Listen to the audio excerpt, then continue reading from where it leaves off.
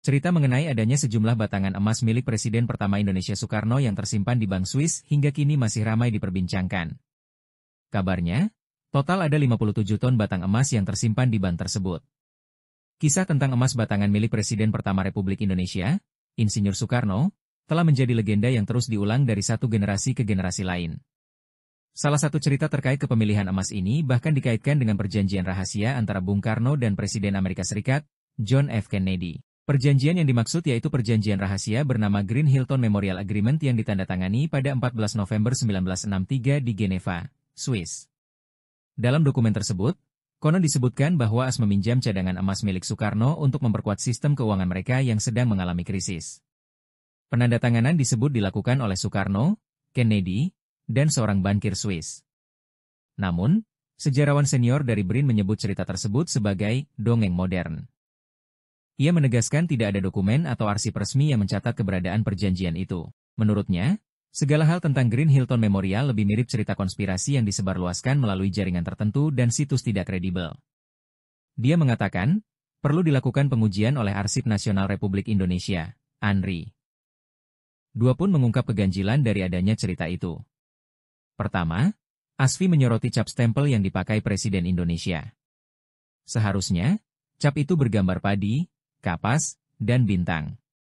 Namun dalam dokumen The Green Hilton Memorial Agreement, cap stempel Presiden Indonesia malah bergambar Garuda Pancasila. Kedua, pihak AS sama sekali tidak pernah menyinggung soal perjanjian The Green Hilton Memorial Agreement. Bung Karno memang pernah bertemu di AS dalam sebuah kunjungan kenegaraan. Memang, Bung Karno dan Kennedy pernah bertemu, tapi bukan membahas perjanjian itu.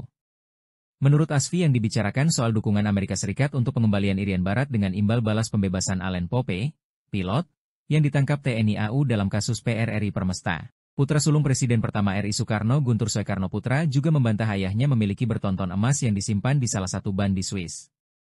Tak hanya itu, dia juga menepis isu Bung Karno memiliki harta karun berupa batu intan terbesar di dunia yang dinamakan Intan Kartika.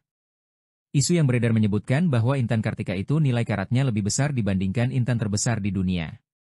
Namun, Guntur menegaskan bahwa isu-isu soal kekayaan terkait dengan cerita mengenai 57 ton emas, Guntur mengatakan hal itu tidak logis.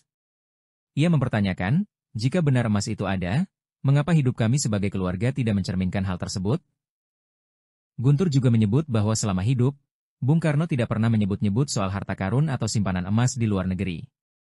Bahkan, pada masa akhir hidupnya di Wisma Yaso, Jakarta, Soekarno hidup dalam pengawasan ketat dan tidak memiliki akses ke rekening atau kekayaan pribadi yang besar. Fakta sejarah justru menunjukkan bahwa selama menjabat sebagai presiden, Bung Karno menjalani kehidupan yang sederhana. Hal ini terekam dalam buku Bung Karno, Penyambung Lidah Rakyat Indonesia karya Cindy Adams, yang berdasarkan wawancara langsung dengan Soekarno pada awal 1960-an. Dalam buku itu, Soekarno mengungkapkan bahwa gajinya hanya $220 per bulan, dan ia tidak memiliki rumah pribadi.